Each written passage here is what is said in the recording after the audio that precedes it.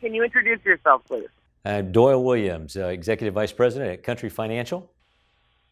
And tell me a little bit about your educational background, please.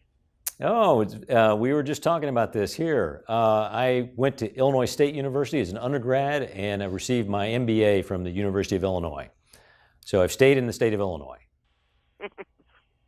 Now, what is Country Financial for people who have not heard of it before?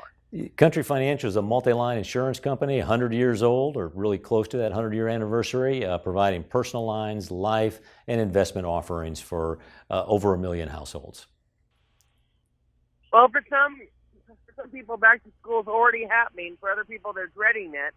But what are some simple steps parents can do to avoid overspending this year before back to school time? Yeah, for young people, the key, you've got a young family, you're buying school supplies, new clothes. The thing to start with is a budget. You know, start with a number, have a number, and stick to that number. And in order to stick to that number, I think it's beneficial to share your budget with your children. Let them know, hey, here, we're going to the store, this is what we have to spend. Come up with your shopping list. We're going to go through these items. Have them help you pick the most cost-effective solution. Maybe have them tally things up as you're going forward. It's a good way for them to learn some good money habits, just some discipline around managing their own finances, and that'll be a good foundation as they go on to that next stage and they're on their own. Now, what are some things that parents typically overspend on when you're talking about smaller children? The smaller children, clothes, they got to have a new backpack every year. The lunchboxes aren't as popular as they once were, but with young children, you're buying the same things every year, but for some reason it has to be new each year. And I would maybe challenge that. You can reuse a number of items and without, I think, materially damaging the psyche of your children. Well, what are some things that people need to think about when you're dealing with college students? Yeah, with college students, and you get kids going off to college, I think start with a review of some basics. Review their insurance package. Are they taking their car to college? If they are, make sure it's serviced maybe at home before they get to school. And then, do they have the right coverages in place? Just kind of review that package. Have that conversation with your children, if they are taking a vehicle to school, about other people using that vehicle and the responsibilities that are imposed on them if they do. If someone takes a joyride and there's liability as a result of that, how they're on the hook. And then on property, just make sure that they're properly protected. If you've got a freshman going into a dorm, typically the parent's homeowner's policy will extend to provide coverage for theft and damage to their items. But if a student's moving off into their own apartment, oftentimes that landlord's going to require a renter's policy. You just make sure all those things are in place. And then finally, have the conversation about personal identification protection. Just that, these young people share everything anymore. Just know that that does have some exposure when you're dealing with, if they have a debit card or other things, so that their ID is not compromised. Well, one of the big problems that people have nowadays is it involves student loans. What do people do when it comes to that? Yeah, so student loans, it is a big deal. I guess my first thought is look at all your options before getting that student loan. Do you qualify for scholarships? Apply for those scholarships. Draw down your savings. Current income, if you have maybe a job, for the summer job, et cetera, for the student.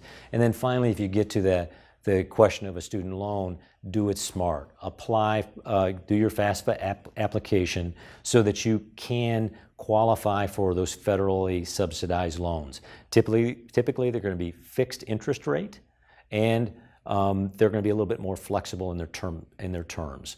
So that could mean, not accruing interest while they're in college. Versus the private loans, where if you do have to go to the private market, and there's a lot of good options, just know what you're buying. They typically will have a variable interest rate, but know what the terms are, what that interest rate is, payback periods, when does it start, et cetera. Those things are all important. And then finally, what I would tell that student is not to feel bad about it. 67% of undergrads have to take out a student loan in order to pay their way through. So it's not uncommon, but just be smart about their approach. Now, one thing is parents always want to help their kids save for college, but they don't always do the right thing when it comes to that, even though they have the best intentions. What are some steps parents can do to start saving for kids' education earlier on? Yeah, so for starting, the start with is it's a long road from diapers to diploma. Get started now. Start as early as possible. Let compounding of interest work for you. There's a lot of good savings vehicles out there.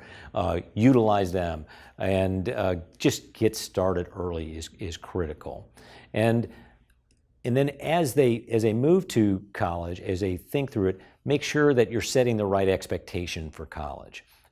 Make sure that whatever they choose is going to be within their budget. So all of us want our kids to go to an Ivy League school, but an Ivy League education is no guarantee of success. So don't get over excited or enamored of that idea and extend yourself too far financially. Make sure that whatever you choose is within your budget. Now, is there anything else parents should consider right before back to school is really in play? Yeah, I think it's a great time to also look at their own situation. As I just said about getting excited and maybe spending too much, make sure that they don't, in their effort to help their children, derail their own financial plans. Think about your retirement plan. Are you saving enough? And as you balance that with your financing, helping your children finance, I think that's a critical component.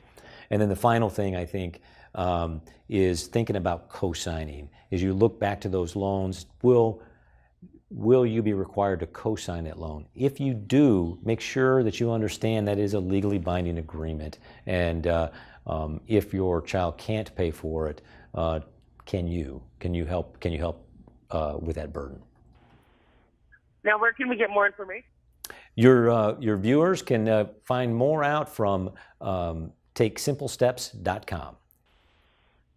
And is there anything else you'd like to add? No, just get started today.